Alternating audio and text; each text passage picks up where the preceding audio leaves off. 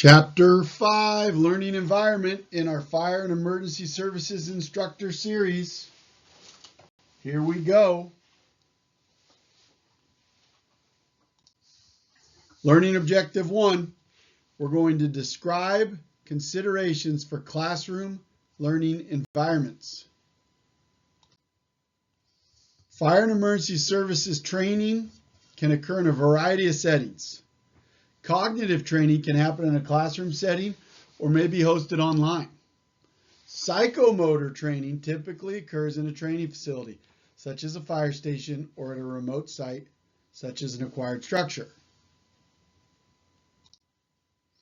Wherever training occurs, instructors must control the learning environment to ensure that students can concentrate on the lesson and remain safe. Before conducting training, instructors need to evaluate the environment to identify and remove potential distractions and hazards.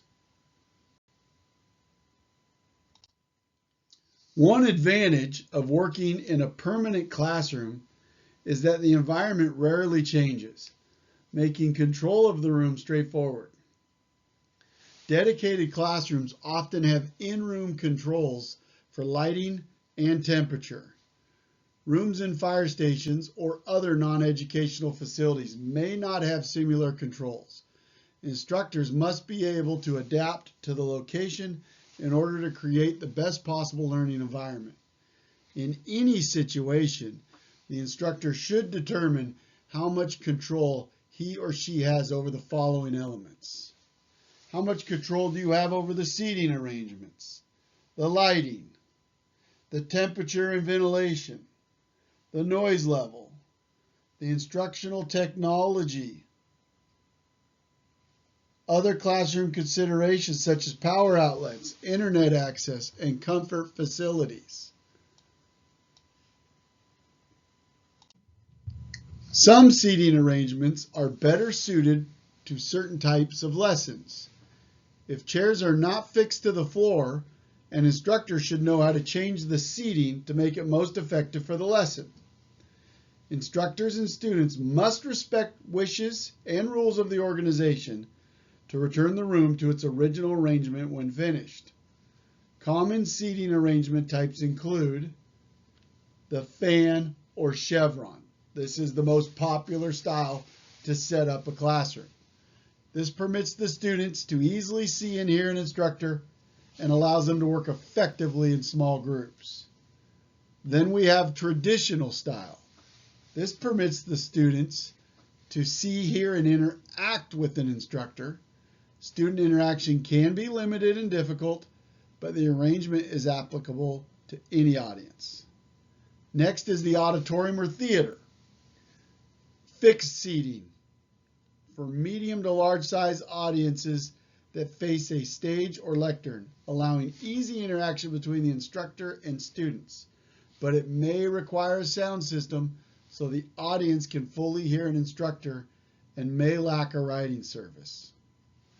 Conference. This allows for a total group discussion where limited or no small group activities are required. It is most effective for classes where students are seated around one table. Sorry about that. That was my AED going off here on the side. Okay, next is horseshoe or the U-shape. This provides a clear view of the instructor who may be at either end of the U. Permits the instructor presentation and total group discussion, but not small group interaction. Used for small to medium-sized audiences.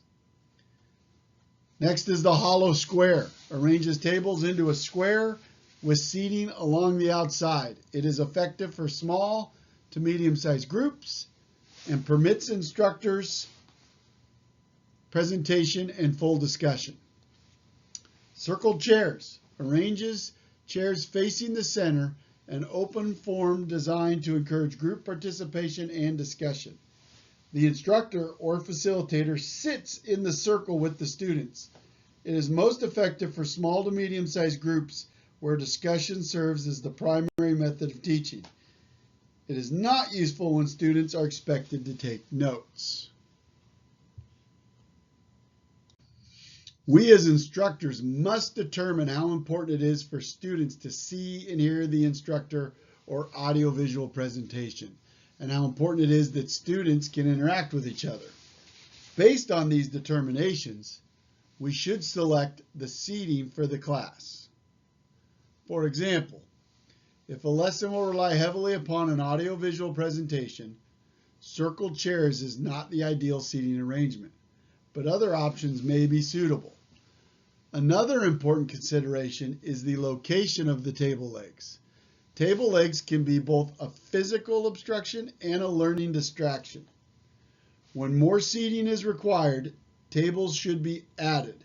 If the instructor adds more tables and seating, student safety should be a priority. Ensure that emergency exits and evacuation routes are not blocked. Another issue related to the types of seating is the provided work surface, desktop, or table. For example, a lesson that requires students to look at blueprints to complete pre-incident surveys will be difficult to complete if students sit at individual desks. Work surfaces vary and include the following: school desktops fixed to an individual chair, work surfaces that unfold across a student's lap from between auditorium-type seats, tables with varying depths that may accommodate students on one or both sides or are arranged in a U or square shape, long conference tables, round tables.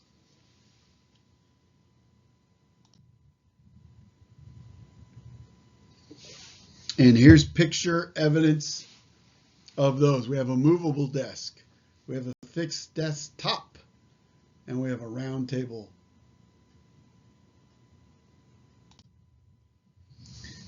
Instructors may not have the opportunity to choose the type of table or desktop surface for the classroom. Most of the times you will not. Some training organizations may provide only desks or tables with small writing surfaces that do not accommodate an open notebook. Instructors should inspect the physical setting before beginning the class. Have the students place unneeded items in a storage area to prevent cluttering the work surfaces. Permanent classrooms have lighting designed to enhance the learning experience. Typically, this is a mix of incandescent, fluorescent, and LED, light-emitting diode. The primary light source is usually fluorescent. The trend is moving towards LED. Incandescent light is often controlled with a dimmer switch. When training must be conducted in a non-classroom setting, instructors should inspect the room or area before the class. Whatever lighting is used, the instructor must always consider student safety as a priority. A proper balance of lighting will allow students to clearly see audiovisual components while giving them safe movement within the training facility. Temperature and ventilation. The temperature of the learning environment can distract students and instructors. When temperature becomes a distraction, instructors may need to provide more frequent rest breaks for students. Learning environments that are too hot or too cold tend to preoccupy students as they try to become comfortable.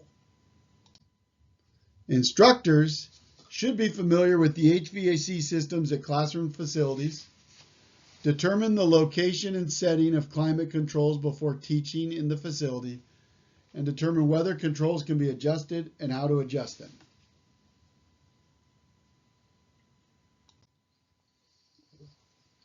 Contact facility personnel if the instructor does not have access to the building's environmental controls. Make any climate adjustments within adequate time for the temperature to change prior to instruction.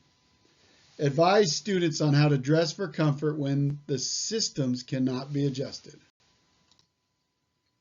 Buildings or areas that do not have an HVAC system may be equipped with openable windows. In warm weather, consider whether the fans available will be sufficient to create a cooling airflow in the room. In cold weather, airflow should be minimized. Apparatus bays may need ventilation to disperse exhaust before instruction. When conducting training, monitor air quality within the learning environment for the safety of the student, yourself, and other instructors.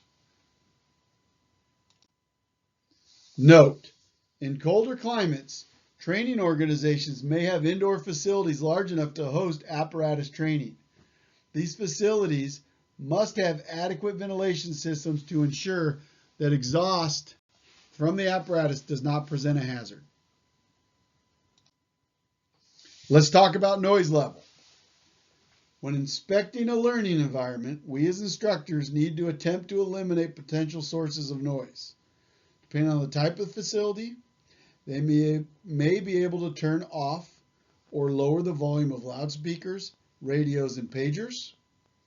They may also close classroom doors or windows to reduce outside noise. Students who are in service or on call may have to respond to radios or cell phones during class and may inadvertently cause noise interruptions during a training session. Instructors should consult with these students before sessions to determine how they will be contacted if called to duty. Instructors can prepare the rest of the class for this potential interruption so that in-service students can leave with as little distraction to others as possible. If noise exceeds maximum noise exposure levels, which is 90 decibels in the United States, the instructor should provide safe and approved hearing protection. Audiovisual equipment. Instructors can also take steps to eliminating distractions before using instructional technology tools. Take time to ensure that the equipment is arranged properly to allow all students to view presentations. We talked about this earlier. Let's make sure that we're prepared and that we're not taking 20 minutes to get ready in front of the class when we should be teaching the class. We do not want to stand between the audience and the projected image. Been there, done that. You're standing in the image and it's like, oops, get out of the image because the image is meant to be viewed by the audience. Locate the projector so that it does not obstruct the student's view. If you are going to have one that is on a rolling cart or a desk, then set the class up where there aren't people directly behind it that won't be able to see. Give that buffer behind it. And go ahead and when it is set up, sit in the places and check how the view is. Ensure that the projected image fills the screen area without extending over the edges or keystoning. Ensure that the projected image is not distorted. We want it to be in focus, of course. Locate the projector to minimize the motor noise. Most of them are pretty good now. If you've got one that's noisy, then definitely don't sit people around it so that it is not distracting them. Prior to the day of instruction, preview any audiovisual aids in the classroom from the point of view of the students so that you can understand transitions between all media types and ways to present the lesson as smoothly as possible. When using a computer and projector system, instructors should test the presentation before class. Absolutely always. The initial image may be used to welcome students, or the system may be turned off until it is needed. I am an initial image instructor. Normally, it's either the welcome and fire and emergency services instructor slide, or it's my fire district's patch up on the screen. When using unfamiliar technology tools, the instructor should ask the facility staff how to use the equipment. Instructors should become familiar with the operation of the unit being used. Interaction and cooperation with support staff is essential when providing a course on closed circuit television, interactive television, or computers. A test of all the equipment and remote receiving sites must be performed in advance in order to meet all training objectives. Broadcast airtime is valuable, and instructors should not waste it trying to resolve system problems. Other learning environment considerations: power outlet access, internet, phone, and cable television access, visual distractions, comfort facilities, meaning bathrooms, kitchen. Do they have a place to get drinking water? Do they have a place to warm up their lunch? Safety hazards and emergency exits. Deeper dive into power outlet access. Before beginning a presentation in a remote location, instructors need to locate those outlets, determine the need for extension power cords or power strips, and know where they are located. Use extension power cords that meet fire code, usually 6 feet, and adequate size for the electrical load being attached. Do not plug too many pieces of equipment into a single outlet or power strip, as this will overload the circuit. Be sure to use appropriate electrical outlet, extension power cords, and adapters. It is a good habit for instructors to unplug all electrical equipment from outlets at the end of the class each day. Safe use of electrical equipment can prevent accidents or injuries. This includes protecting extension power cords and eliminating tripping hazards. Instructors should also evaluate the following: the location of adapters for grounded plugs or power strips, and the condition of extension power cords, whether cords are frayed or worn or plugs are damaged. Location of the main breaker panel and identification of the circuit breaker that controls the classroom receptacles, and the location of timer-controlled automatic power switches that may turn the lights off in the classroom during the presentation. We need to know where this stuff is so that we can manage it.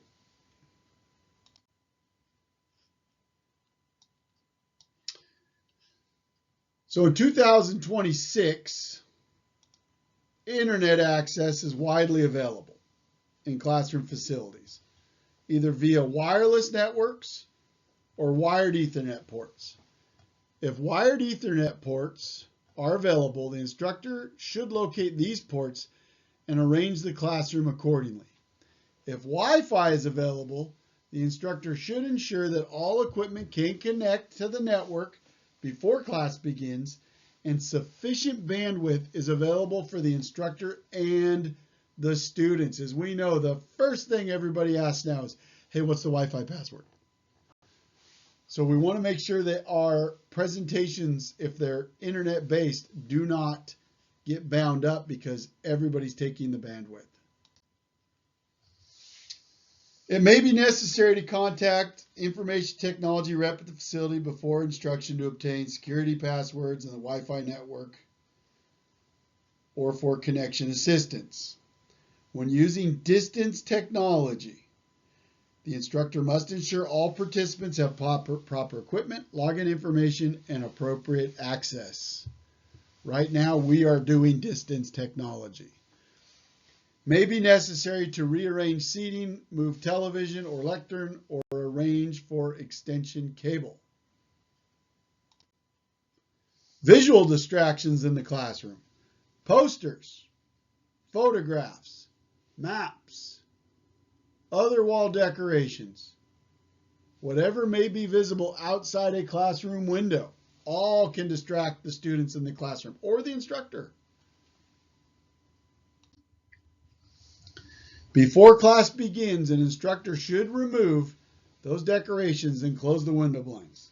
If training is conducted in work areas, seating should face away from apparatus, other equipment, or working personnel. The only thing that should be visible behind the instructor is a blank wall or projection screen. During the session, when we're introducing it, instructors should inform the students of the location of the restrooms, water fountains, applicable tobacco drug use policies, and location of refreshments if provided. Safety hazards and emergency exits. During that session introduction, instructors should inform the students of storm shelters, locations of storm shelters, locations of exits, including emergency exits, potential disaster emergencies when necessary.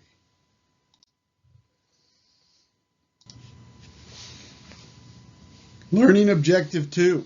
We're going to describe considerations for training ground learning environments.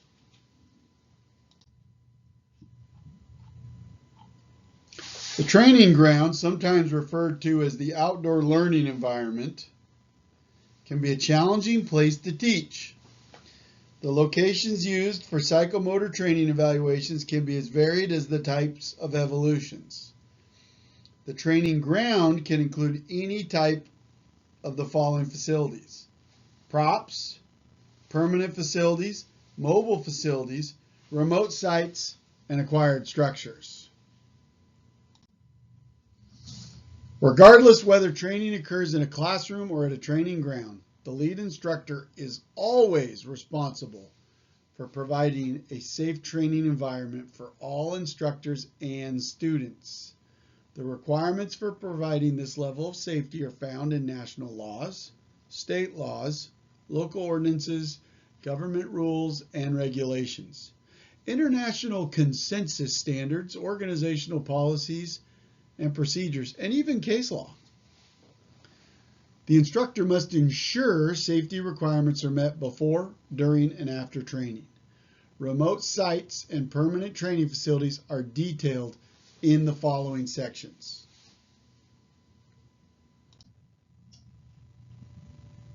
And here we can see a safety analysis of remote sites may include an incident action plan.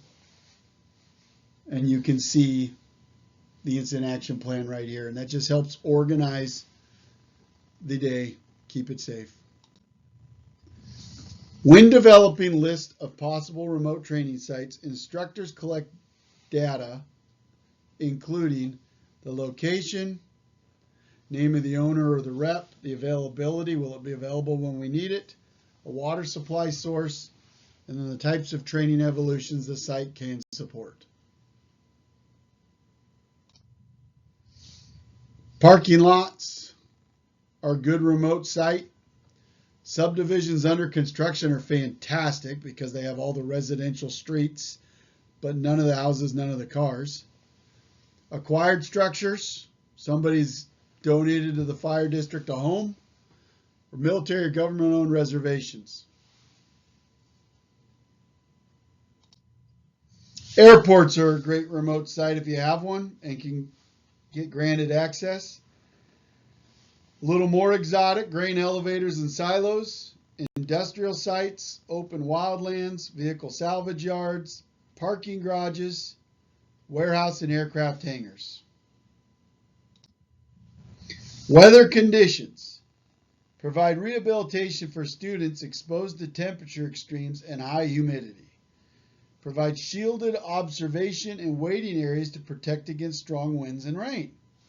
Provide cleats to add to the soles of shoes or boots on icy ground. Sand, salt, and/or ice melt can be spread to help melt the ice or provide foot traction. Prohibit some operations such as the use of aerial devices or ground ladders during high wind or thunderstorms. Follow regulations and local policies that dictate under what conditions our students can train. Training should be canceled, rescheduled, or changed to meet conditions if student safety cannot be maintained with the original plan.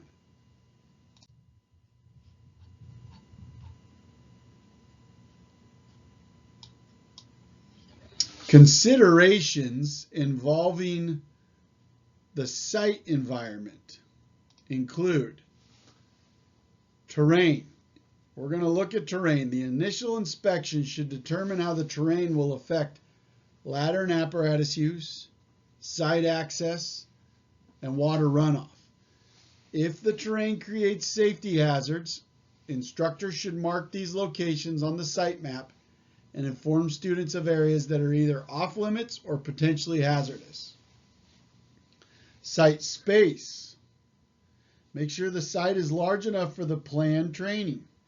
If it is not, training will be less effective and less safe. Exposures. Before live fire training begins, identify exposed structures and personnel. Consider the terrain, water runoff, wind direction, and wind speed. Next is environmental laws and codes. Our training must comply with national, state, and local environmental laws, in addition to building and fire codes and zoning ordinances. Lots of work to do there. And then lastly, water supply. We need to ensure that a site's water supply is adequate for the training, especially if we're in a live fire scenario. Vehicle traffic. When we have training near vehicle traffic, we need to limit or prohibit public access if possible. We have to enforce the use of safety cones and vests. And a lot of times we're going to reach out to a partner, a local Department of Public Works or Transportation or law enforcement, to see if they can support our training operation in one way or the other. Fire and emergency services personnel often work in environments with high noise levels, from vehicle engines, pumps, sirens, radio transmissions, and shouting. Incidents simulated for a training incident may be as loud as unscripted incidents. Take the following precautions to protect students from training ground noise. 1. Follow appropriate guidelines for hearing protection. Use earmuffs or earplugs in environments with noise levels exceeding 90 decibels in the U.S. Let's turn off the vehicle and machinery motors when instructors are giving instructions or explaining procedures. These are some things that can drastically help us mitigate training ground noise or eliminate it altogether. Let's bring extension cords to place noisy generators and compressors out of the immediate training area. If noise cannot be controlled, then maybe we got to use a microphone and speaker system to talk over it. But that's really a bad scenario if it's that noisy. I would think you would be looking to redo the training environment completely. Lighting. Instructors on the training ground we need to provide initial instruction in a well-lit, comfortable area. Light the immediate training area and staging areas where tools and other items are kept during training. Make sure the terrain is well lit to help prevent tripping and falling. When applicable, use fluorescent markings to highlight potential hazards. Safety, safety, safety. Access, egress, in and out. Training site map should include access and egress points, traffic flow, relationship between staging and incident areas. Other considerations. Additional personnel may be required to control access to the site, and whenever possible, provide at least 2 means of egress. And I will go further to say mandated 2 means of egress. Got to have 2 ways out of every training scenario. Many fire and emergency services organizations have access to permanent facilities within their state. Permanent training facilities usually contain permanent and portable props required for a variety of training, such as drill towers, burn buildings and smokehouses, flammable combustible liquid pits, and vehicle driving courses.